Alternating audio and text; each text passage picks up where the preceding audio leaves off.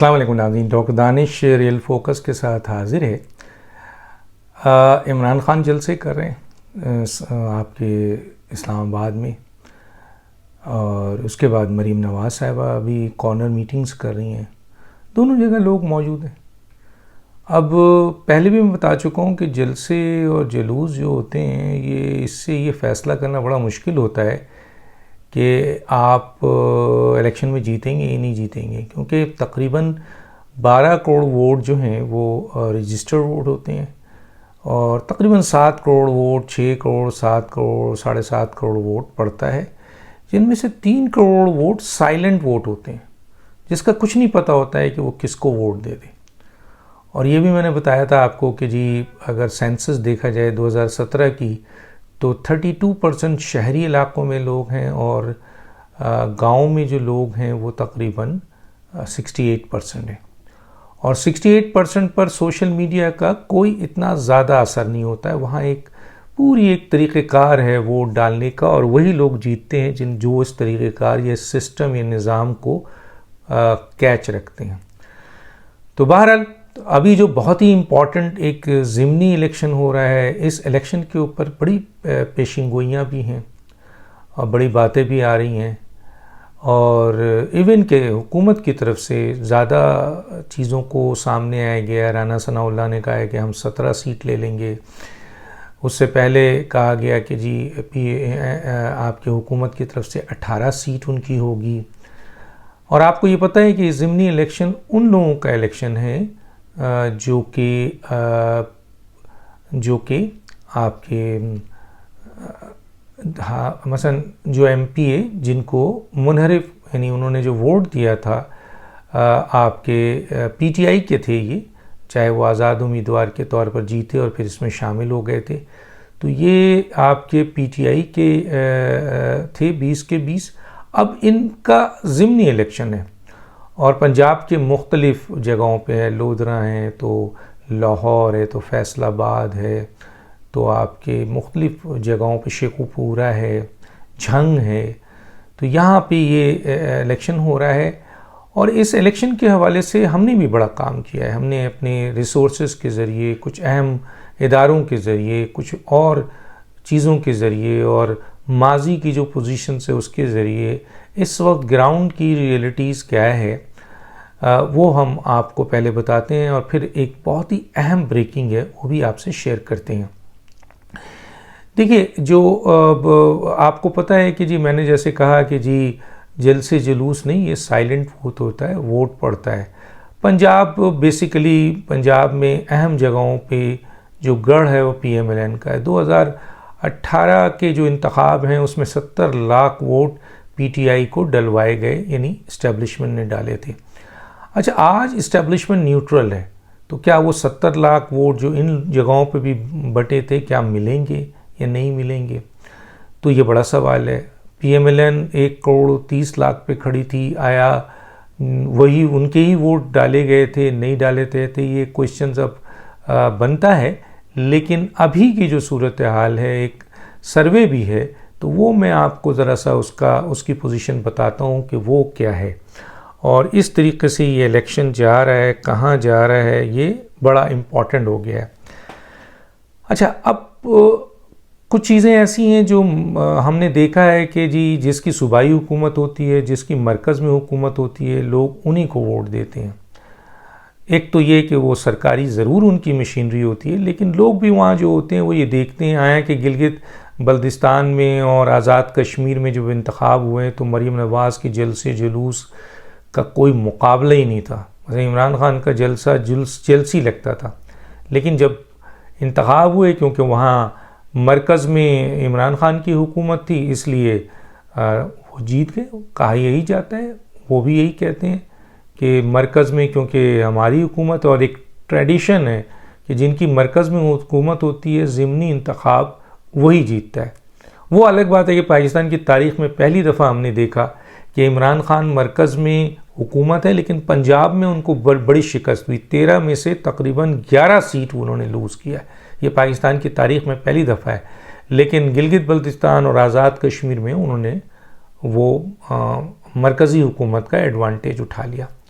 अच्छा, आज जो है ज़ाहिर है इमरान खान की हुकूमत नहीं है, तो आज जो मरकज़ी हुकूमत है वो इत्तेहादियों की है या PMLN की है।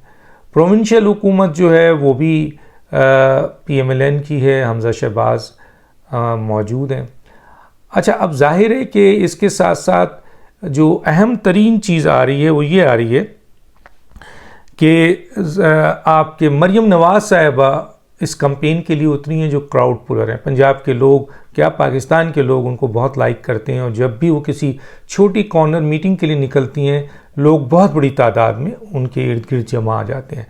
तो अब देखना है कि मरियम नवाज़ साहिबा इस क्राउड पुलिंग अपने जो आपका उनका जो उनके पास जो ये एक हथियार है, उस हथियार को, और जो अब माशाल्लाह वो बेहतरीन किस्म से स्पीच भी करती हैं और बड़े इम्पॉर्टेंट पॉइंट्स को रेस करती हैं और आवाम के अहम मसाइल को रेस करती हैं जो आवाम चाहते हैं।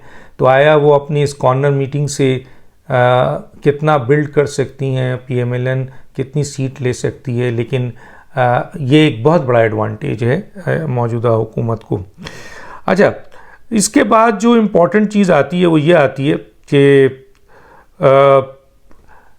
PTI की जो वहाँ पर रोल है अभी कुछ नज़र नहीं आ रहा है। उनके अहम तरीन लीडर्स जो हैं वो कंपेन नहीं कर रहे हैं, सब माँ सवाए शाह महमूद कुरैशी के, कि वो नज़र आ रहे हैं कि वो कंपेन कर रहे हैं, और शायद उसकी वजह ये है कि उनके बेटे उसमें हैं मौजूद मुल्तान से। लेकिन और बहुत जो PTI के अहम तरीन लीडर हैं वो गायब हैं, और उन गायब होने की वजह समझ में नहीं आ रही है। अच्छा, तंजीमी तौर पर PTI बहुत कमज़ोर है, क्योंकि 4 साल में इमरान खान ने तंजीम पे बिल्कुल काम नहीं किया। और आपको पता है हुकूमतें आती हैं चली जाती हैं, लेकिन तंजीम मजबूत होती है तो हुकूमत फिर आ जाती है। लेकिन यहाँ पर सिंध में, KPK में और जगहों पर इनकी तंजीम साजी नहीं हुई, तंजीम इनकी बहुत कमज़ोर है ग्राउंड में। अच्छा, फिर जाहिर है कि इनसे जो PTI के जो लोटे हैं उनके मुकाबले में जो उनके नज़रियाती कारकुन हैं वो नाराज़ हैं। फिर PTI के अंदर कई तफरीक है, ये ख़ुद जो लोग खड़े हुए हैं इनमें से जो मुनरिफ हुए थे वो PTI के लोग थे। तो इस तरीके से PTI ने काफ़ी उनके डिसएडवांटेज सामने आते हैं। तो जो सूरत हाल है, वहाँ एक सर्वे हुआ है, ग्राउंड रियलिटीज़ पे हमने जाके बहुत सारी जगहों पर हमारे लोग गए, बात की, फिर अहम तरीन इदारों को हमने इंगेज किया, उनसे मालूमात ली, और फिर उसके बाद जो माजी का ट्रेडिशन है कि जनाब मरकज़ी हुकूमत और सूबाई हुकूमत होती है, उस पर लोग उसी तरफ राग़िब होते हैं। फिर मरियम नवाज़ का कैंपेन पे निकली हुई हैं। तो ये सारे फैक्टर्स और ज़मीनी हक़ाइक़ ये बता रहे हैं कि यहाँ तकरीबन 20 सीट में से 16 या 15 सीट जो है वो PMLN ले जाएगी। ये बड़ी एक ख़बर है जो हमने अपने ट्वीट में भी पहले ही कर दी थी। तो ये सिलसिला है। अच्छा, ये ख़बर आ रही है, PTI के अपने लोग भी अगर आप बात करें हमसे तो करते हैं, उन कहते हैं जी ग्राउंड रियलिटीज़ बिल्कुल हमारे हक़ में नहीं है। हम उस बयानिए को जो कि ले के आए थे शुरू में तो चला, लेकिन बाद में पिट गया, और अब तो बिल्कुल पिट गया है जब से इस किस्म की ऑडियोज़ आई हैं। तो और नीचे हमारे लिए काम कुछ भी नहीं है, और हमारी कोई तंजीम नहीं है PTI के, और ये जो लोटे और ये जो आपके इलेक्टेबल्स को फिर लाने की कोशिश की गई है, उससे नीचे जो थोड़ी बहुत आपके वर्कर जो थे मुनज़्ज़म हुए थे वो भी डिसहार्टेड हैं। तो गोया जो हालात हैं PTI के वो इसी तरीके से। अब मैं आपको एक बहुत अहम ब्रेकिंग दे रहा हूँ। PTI कोर कमेटी जिनमें चंद लोग होते हैं, उस कोर कमेटी में बैठकर ज़िमनी इलेक्शंस के ऊपर आपको बातचीत की गई, और ज़िमनी इलेक्शंस की जीत और हार क्या, ये मैं बहुत रिलायबल सोर्स से आपको बता रहा हूँ कि ज़िमनी इलेक्शन पे कोर कमेटी ने सर जोड़ के बैठे, और उस 20 इलेक्शंस के ऊपर उनकी क्या पोजीशन है उसके ऊपर खुल के डिस्कशन हुई। और उसी डिस्कशन में, ज़ाहिर है बात तो वहीं से आती है ना, उसी डिस्कशन में ये बात सामने आई कि ज़िमनी इलेक्शन में PTI को शिकस्त होगी काफ़ी बड़ी। जब ये बातें हुई तो वहाँ पे ज़ाहिर है क्रॉस भी बहुत हुआ उस मीटिंग में। ये सारी बातें आईं, गिले शिकवे भी हुए, बहुत सारी बातें आईं और इमरान खान साहब ने अपना ही मुद्दा उठाया, उन्होंने बहुत सारी बातें उन्होंने भी की, औरों ने भी की, लेकिन किचन काबीना में ये बात इस्टेब्लिश हुई कि ज़िमनी इलेक्शन वो हार रहे हैं और बड़ी तादाद में हार रहे हैं। तो वहाँ पर कोर कमेटी में एक चीज़ डिसाइड हुआ। आपको याद होगा इमरान खान कुछ अरसे से ये साफ कह रहे हैं कि जी इंतज़ामिया जो है वो हमारे ख़िलाफ़ इस्तेमाल होगी, अच्छा जी डेवलपमेंट फ़ंड हमारे ख़िलाफ़ इस्तेमाल होगा, हमें हराने की कोशिश की जाएगी, इलेक्शन कमीशन जो है वो मुतनाज़ा हो चुका है, वो हमारे फेवर। तो ये इमरान खान ने तो ये बात शुरू करती थी, लेकिन अब कोर कमेटी ने ये फैसला किया है कि ज़िमनी इलेक्शन अगर हम 20 जो हमारे हैं उसमें से अगर रिज़ल्ट अक्सर की हार हमारे हिस्से में आती है तो इससे हम आइंदा जनरल इलेक्शंस में वोट लेने में बहुत मुश्किल हो जाएगी और कैंडिडेट लेने में भी बहुत मुश्किल हो जाएगी। तो चुनांचे कोर कमेटी के सामने ये बात तय हुई है और इसकी अप्रूवल भी बड़े सरकार ने दी है कि ये चीज़ लाई जाए और कि ज़िमनी इलेक्शन में धांधली होगी। ज़िमनी इलेक्शन में जो धांधली करेंगे वो ज़्यादातर 3 लोगों को टारगेट किया जाए। एक किया जाए इलेक्शन कमीशन को, एक किया जाए पंजाब की इंतज़ामिया को और एक किया जाए पाकिस्तान के हसास इदारों को कि ये हमारे ख़िलाफ़ काम हो रहा है और हमें हरवाने की कोशिश की जा रही है। कोर कमेटी में जब मेरिट पे ये डिस्कशन हुआ कि हमारी तंजीम नहीं है, हमने कोई काम नहीं किया है, हमारे बहुत से डिमेरिट्स हैं जिसकी बुनियाद पर हम वो और हमारे अभी भी लोग काम नहीं कर रहे हैं, बड़े अहम लोग नहीं काम कर रहे हैं, तो उस तमाम चीज़ों पे ये तय हुआ कि अक्सर सीट जो है वो पीटीआई लूज़ कर रही है।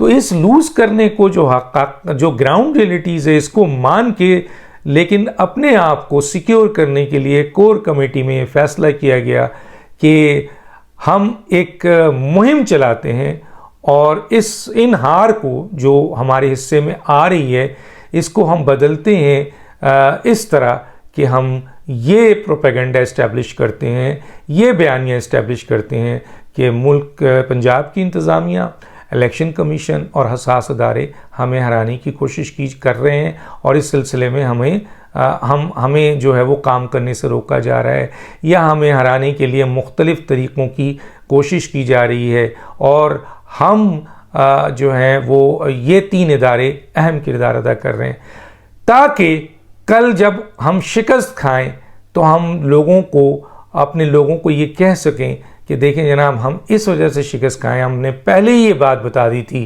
कि इस सिलसिले में हसास इदारे, इंतज़ामिया पंजाब की और इलेक्शन कमीशन हमारे ख़िलाफ़ कार्रवाई कर रहा था जिसका हमें इल्म हो गया था और इसीलिए हमने पहले से बताना शुरू कर दिया था कि ये इलेक्शन हमें हरवाया जा रहा है, हम हार नहीं रहे, हमें हरवाया जा रहा है।